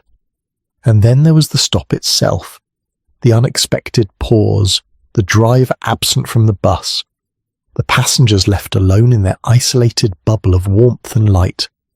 It had created the perfect opportunity for someone to act unseen, to take advantage of the general confusion and distraction to accomplish something they could not have done otherwise. But what exactly had been accomplished? The parcel appeared undisturbed, and yet Mr. Lorimer's reaction suggested that something had changed, that some violation had occurred that was invisible to the casual observer but perfectly clear to him. Miss Marple thought of the locked room mysteries she had read, the impossible crimes that seemed to defy explanation. Often, the solution lay not in some elaborate mechanism, but in the simplest of actions performed at exactly the right moment, when attention was directed elsewhere. A substitution made during a toast, a poison administered during a power cut, a key taken while everyone watched the magician's other hand. The bus continued through the snow, the lights of Little Shurston now visible again as they rejoined the main road. They would arrive in just a few minutes, and this journey would be over. The passengers would disembark, go their separate ways, return to their homes and their plans for Christmas Eve. but Miss Marple had the distinct feeling that for Mr. Lorimer at least, this journey was far from over. In fact, it might be entering its most dangerous phase. She folded her hands over her shopping basket and prepared to disembark at Gossington Hall, but her mind was already working ahead, considering possibilities and testing theories. Something had happened on this bus, something significant, something that might well prove to be a matter of life and death. The snow continued to fall, soft and relentless, covering everything in white. Chapter 8. The Ticket Punched Twice. The bus had rejoined the main road and was now making its final approach to Little Shurston. The village lights were clear and welcoming through the darkness, and passengers were beginning their preparations for disembarkation. Coats were buttoned, parcels gathered, belongings checked. The journey, which had seemed to stretch on with unusual duration, was finally nearing its end. Miss Marple had been preparing to rise from her seat. Gossington Hall was the next stop, when something caught her eye. It was a small thing, the sort of detail that might easily have been overlooked by anyone not specifically trained by years of village observation to notice anomalies in the ordinary patterns of life. Mr. Lorimer had taken his ticket from his coat pocket. He was holding it in his trembling hands, staring at it with an expression that combined confusion with something darker, a dawning realization perhaps, or confirmation of a suspicion. From where Miss Marple sat she could not see the ticket clearly, but she could see Mr. Lorimer's face as he examined it, could see the way his fingers traced something on its surface, and could see the moment when understanding struck him with almost physical force. He looked up sharply, his eyes moving around the bus with renewed urgency. His gaze settled first on his niece, who sat with her back to him, apparently absorbed in watching the passing scenery. Then it moved to Mr. Garrett, who was reaching for his coat from the luggage rack above his seat, then to Mr. Pemberthy still dozing peacefully, and finally with a kind of desperate intensity to the front of the bus where Mr. Hickson sat at the wheel. Whatever Mr. Lorimer had discovered on his ticket had shaken him profoundly.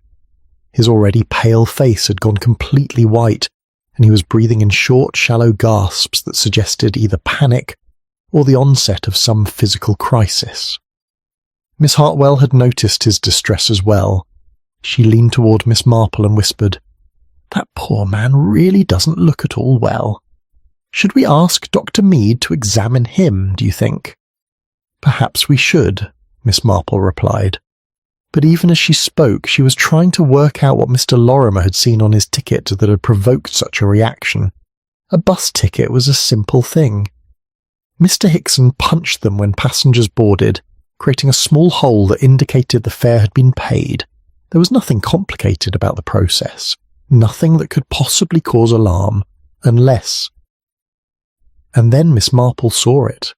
Or rather, she saw what must have caused Mr. Lorimer's distress, even though she could not see the ticket itself. Mr. Lorimer had boarded the bus only once. He had paid his fare, received his ticket, and taken his seat.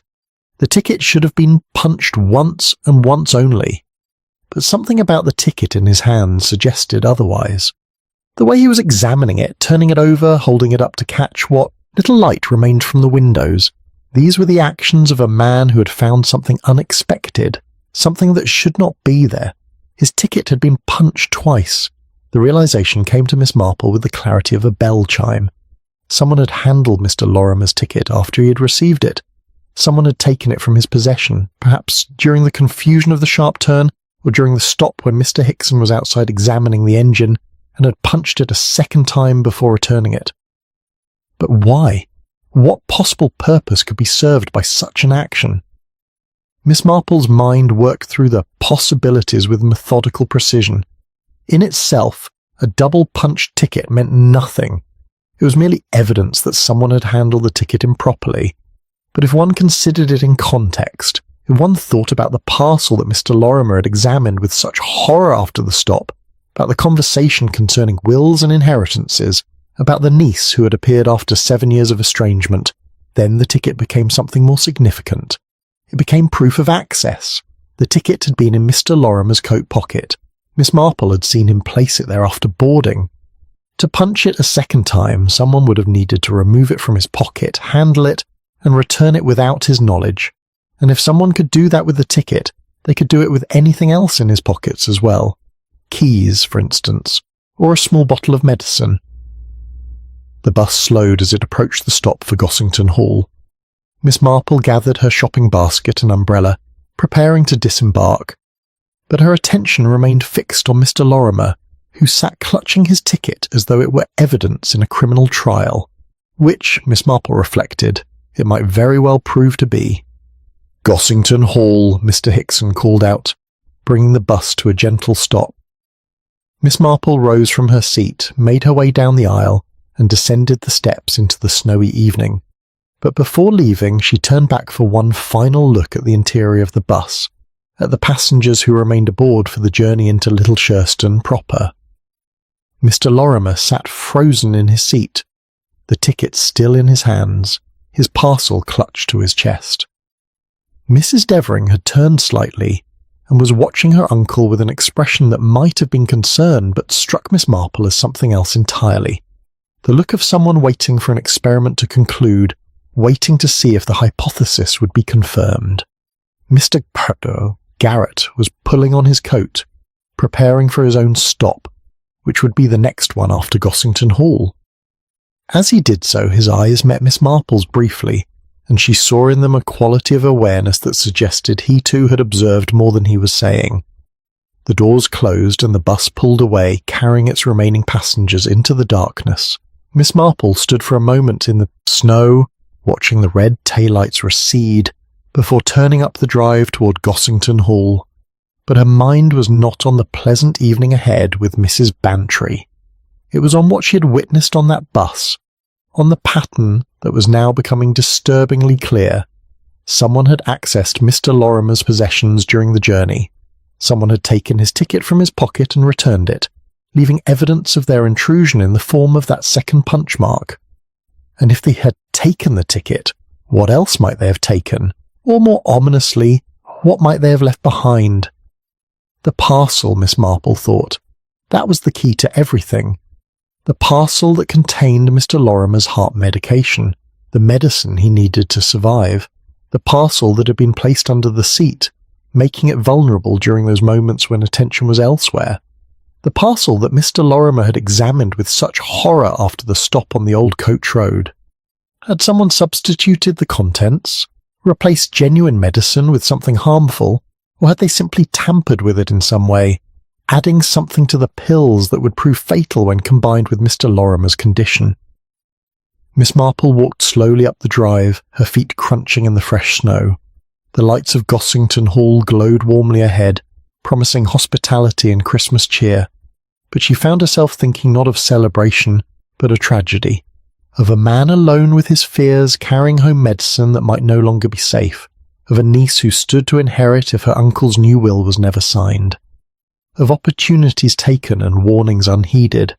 She thought of something that had happened in St. Mary Mead many years ago, when Mrs. Trout had taken ill after attending a church social.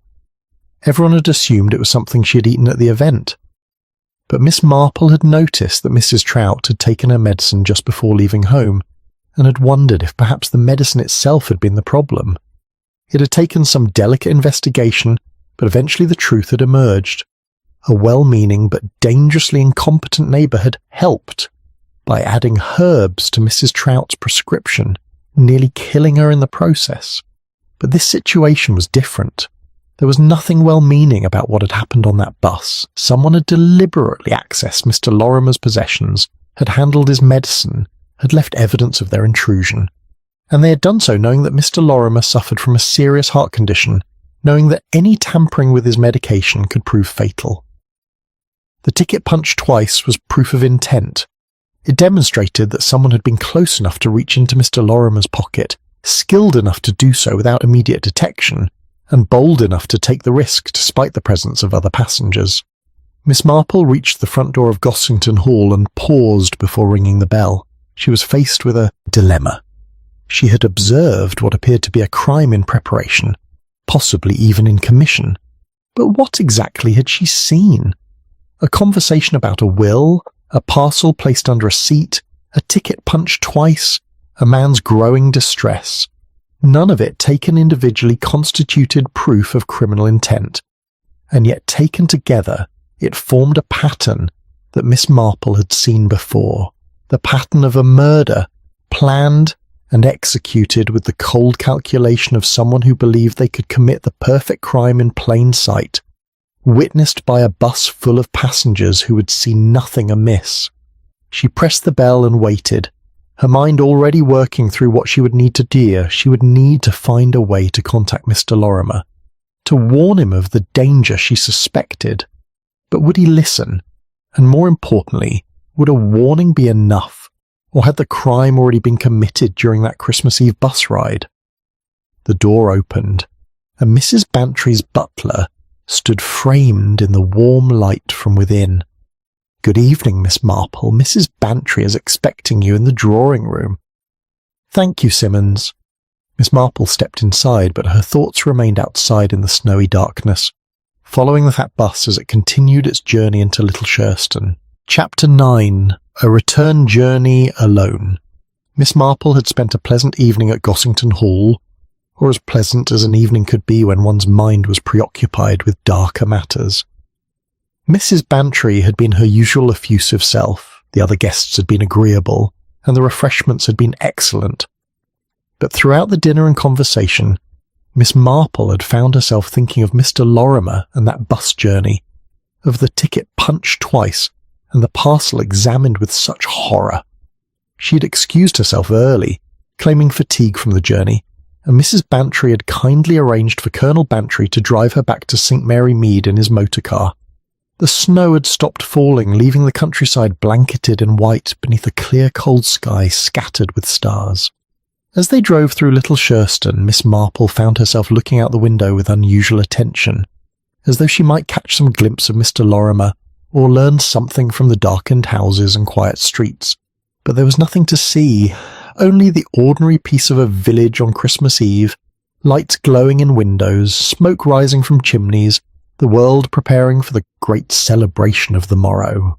Colonel Bantry had deposited her at her cottage shortly before 10 o'clock, and Miss Marple had gone inside, made herself a cup of tea, and settled into her chair by the fire to think. It was a ritual she had performed countless times over the years when confronted with some puzzle or problem that required unravelling. The familiar surroundings, the warmth of the fire, the quiet of her own home, these things helped her mind work through complexities and see patterns that might otherwise remain hidden. She was still sitting there at 11:30 when she heard the sound that would confirm her worst fears, the wail of an ambulance siren cutting through the Christmas Eve silence, growing louder as it passed through St. Mary Mead on its way to Little Shurston, then fading into the distance. Miss Marple set down her teacup with a hand that was not quite steady. She did not know for certain that the ambulance was going to Mr. Lorimer's house, but she knew it with the kind of certainty that came from observation and experience and a lifetime of understanding human nature in all its darker aspects. She sat by the fire until nearly 1 o'clock in the morning, unable to sleep, unable to stop thinking about what she had witnessed on that bus. Finally, she retired to bed, but sleep eluded her. She lay awake listening to the grandfather clock in the hallway mark the slow passage of hours. And when dawn finally came on Christmas morning, she rose unrested but resolved. She would need to learn what had happened to Mr. Lorimer, and if her suspicions proved correct, she would need to ensure that justice was served. The answer came sooner than she had expected. Dr. Haydock, who had been called out during the night, stopped by her cottage shortly after. 9 o'clock on Christmas morning. He looked tired and troubled, and Miss Marple knew before he spoke what news he brought. "Terrible thing," he said, accepting the cup of tea she pressed upon him. "Mr. Lorimer, the solicitor who took the house on Paddock Lane 3 years ago, died last night. Found by his housekeeper when she came in to prepare his breakfast this morning. She'd been at her sister's for Christmas Eve, you see, so she wasn't there during the evening." "How dreadful," Miss Marple said quietly. "What was the cause, doctor?" "That's the odd thing. At first glance, it appeared to be his heart. He had a serious condition, was on medication for it. But something didn't sit right with me. The symptoms weren't quite what I would have expected from a simple cardiac event. I've recommended a post-mortem examination." "Very wise," Miss Marple said. "Had he taken his medication yesterday?" Dr. Haydock looked at her with surprise. "As a matter of fact, that's one of the things that troubled me. There was evidence that he had taken his evening dose, empty glass of water by his bedside, the pill bottle opened. But when I examined the remaining pills, something seemed off. I can't quite put my finger on it, but they didn't look quite right. Wrong colour, perhaps, or wrong size. I've sent them for analysis along with requesting the post-mortem." Miss Marple's hands tightened on her teacup. "Doctor, I wonder if I might tell you something I observed yesterday. It may have bearing on this matter." She recounted what she had witnessed on the bus, the tension between Mr. Lorimer and his niece, the parcel placed beneath the seat, the stop during the detour, the ticket punched twice, and Mr. Lorimer's growing distress as the journey progressed. Dr. Haydock listened with increasing attention, his expression growing graver with each detail.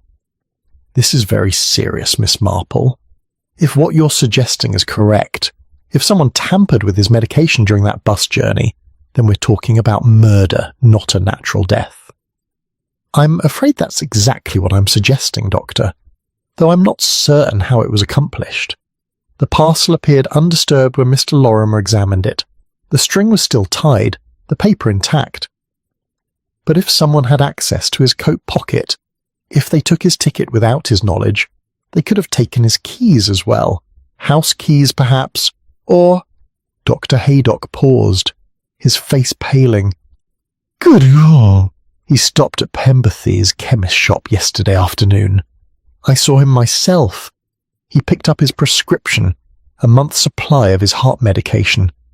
If someone knew about that, if they followed him—" "They could have substituted the medicine before he ever boarded the bus," Miss Marple finished. "Or they could have done so during the journey itself. Mr. Pemberthy was on the bus as well, you'll recall, as was Mrs. Devering, Mr. Lorimer's niece, and Mr. Garrett, who sat directly across from Mr. Lorimer and who had opportunity to observe everything." Dr. Haydock rose from his chair, his tea forgotten. "I need to speak with Inspector Craddock immediately. This is a matter for the police. But, Miss Marple, you must tell them everything you told me. Your observations may be crucial to establishing what happened." "Of course, Doctor, though I must admit I'm not entirely certain of the mechanism yet. How does one substitute medicine on a crowded bus without detection? How does one access a parcel that appears never to have been opened?" "That," said Dr. Haydock grimly, "is what we need to determine. But if there's one thing I've learned over the years, Miss Marple, it's to trust your instincts. If you believe something criminal occurred on that bus, then I'm inclined to believe it too." After Dr. Haydock had departed, Miss Marple sat once more by her fire, her mind working through the problem with renewed focus. The post-mortem would reveal whether Miss Lorimer had indeed ingested something toxic. The analysis of the pills would determine whether his medication had been tampered with. But what Miss Marple needed to understand was the how of it, the mechanism by which the crime had been committed. She thought about the journey, replaying it in her mind like a film she had watched with careful attention.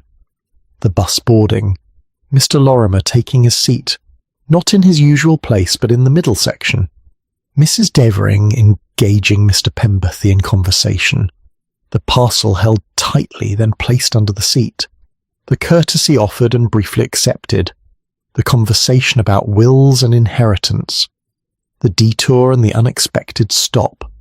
And then she thought about something else, something that had been nagging at the edges of her consciousness since the previous evening, but had not quite taken definite form. Mr. Pemberthy had been on the bus, Mr. Pemberthy, who had prepared Mr. Lorimer's prescription, who knew exactly what medication he was taking and in what dosage, who would have known how to substitute something harmful for something beneficial. But Mr. Pemberthy had been dozing for much of the journey. He had been engaged in conversation with Mrs. Devering early on, but after that he had appeared to sleep. Appearances, however, could be deceiving. Miss Marple had known more than one person who had feigned sleep in order to observe without being observed, to create an alibi of inattention when in fact, they were acutely aware of everything occurring around them. And then there was Mrs. Devering herself, the niece who had appeared after 7 years, just in time to prevent her uncle from changing his will, who had taken the parcel with such casual authority, who had engaged in that whispered conversation about inheritance and expectations, who had smiled with satisfaction when her uncle had discovered something wrong with his ticket. But could she have accomplished the substitution alone? Or had she worked with an accomplice, Mr. Garrett, perhaps, who had sat so conveniently across from Mr. Lorimer, and who had steadied the parcel when it slipped? Or Mr. Pemberthy himself, who had prepared the original prescription, and who would have had the knowledge and means to create something deadly disguised as something therapeutic? The more Miss Marple thought about it, the more she became convinced that this was not a crime committed by a single individual acting alone. It was too complex, too carefully orchestrated. The timing had been too perfect, the opportunities too neatly created. It suggested planning, coordination, multiple actors playing their assigned roles. A conspiracy, then, but how many conspirators?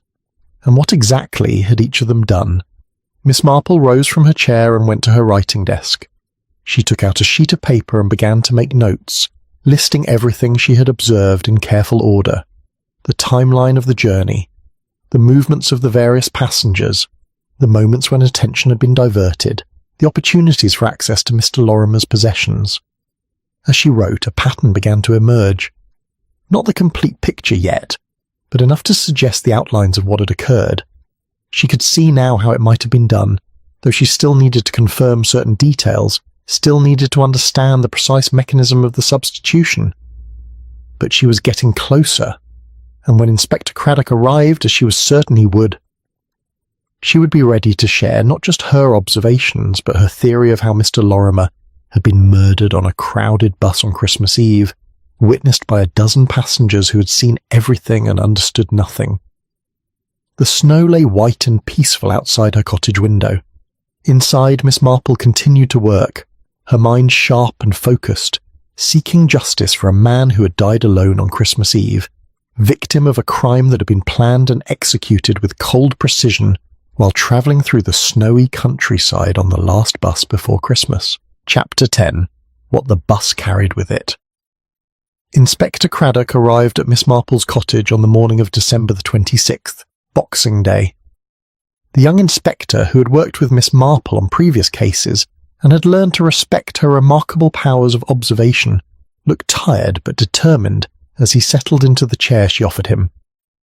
Dr. Haydock was quite right to contact me immediately, he said, accepting the tea she poured for him. The post-mortem results came through this morning. Mr. Lorimer died from ingesting a toxic substance, digitalis, in a concentration far exceeding any therapeutic dose. Combined with his existing heart medication, it was fatal within hours. And the pills from his prescription bottle? Miss Marple asked. Analysed as well. Someone had substituted approximately half of his legitimate medication with pills containing a lethal concentration of digitalis. The substituted pills were coloured and shaped to match the originals. Quite professional work, actually. If Mr. Lorimer took his normal evening dose, he would have ingested enough to kill him, particularly given his compromised cardiac state. Miss Marple nodded slowly. So the question becomes when and how the substitution was made. Exactly. Dr. Haydock told me about your observations on the bus yesterday. I've spent this morning interviewing the other passengers. Miss Marple, I wonder if you'd walk me through your theory of what occurred. Dr. Haydock seemed to think you had formed some ideas. Miss Marple set down her teacup and folded her hands in her lap. Inspector, I believe the answer lies in understanding not just what happened, but what people assumed couldn't happen. You see, everyone on that bus, including Mr. Lorimer himself, assumed that a substitution couldn't take place in public, that a parcel wrapped and tied couldn't be opened and resealed undetected, that possessions kept close couldn't be accessed without knowledge, but all of those assumptions proved false. Go on, Craddock said, leaning forward.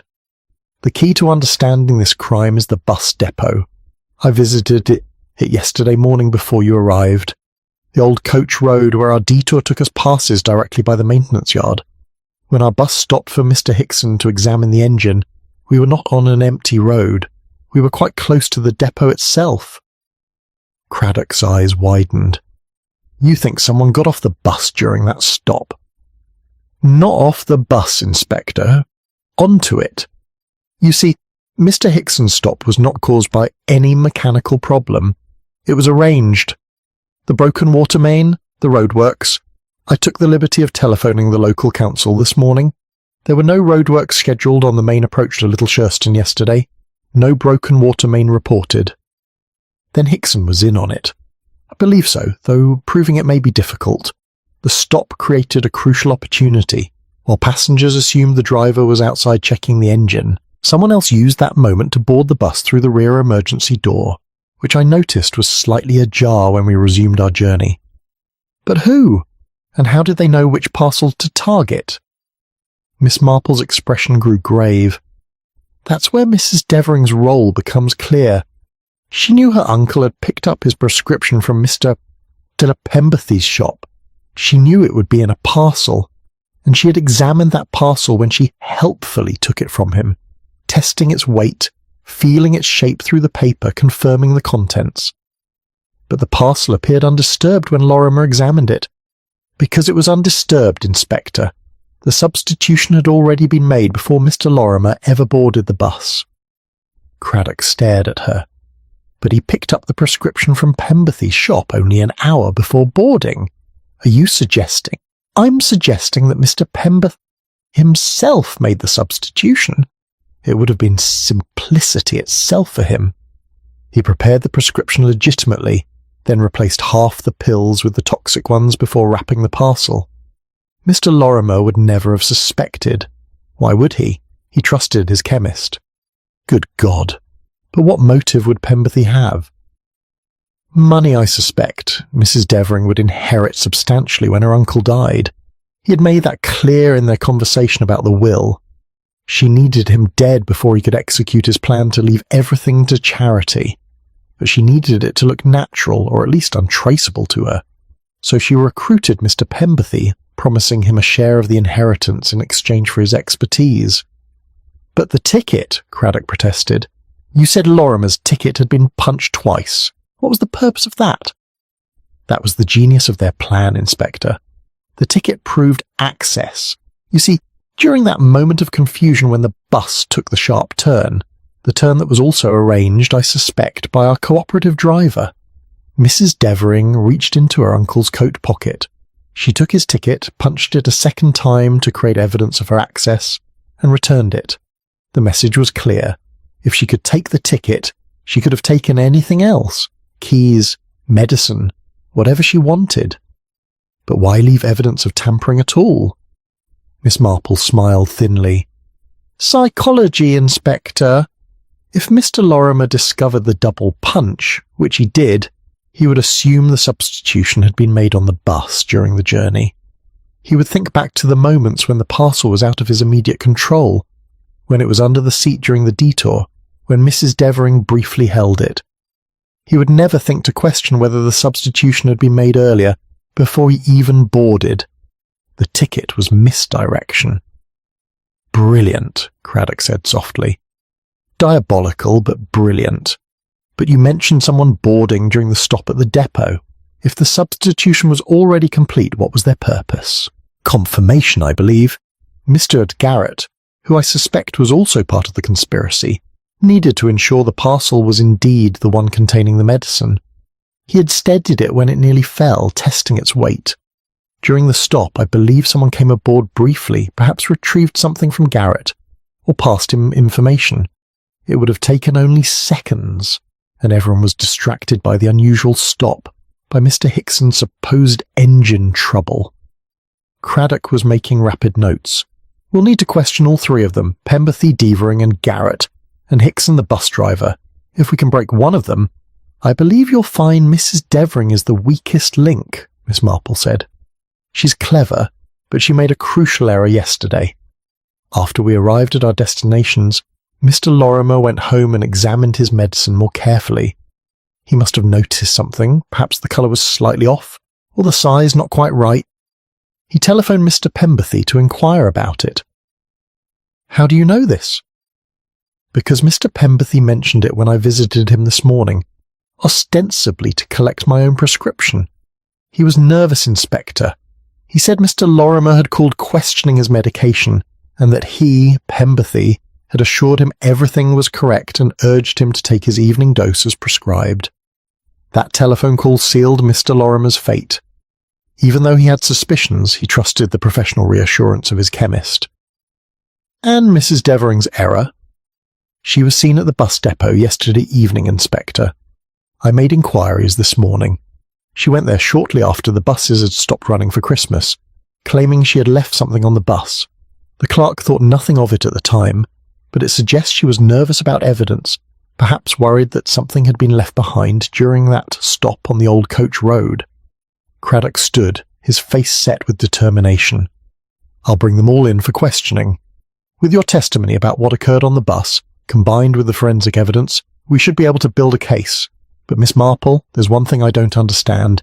If you suspected all this yesterday, why didn't you try to warn Lorimer? Miss Marple's face showed genuine regret. I tried, Inspector. I telephoned his house from Gossington Hall after dinner, but there was no answer. His housekeeper was away, and he had already taken his medicine by then. By the time de Haydock heard the ambulance, it was far too late.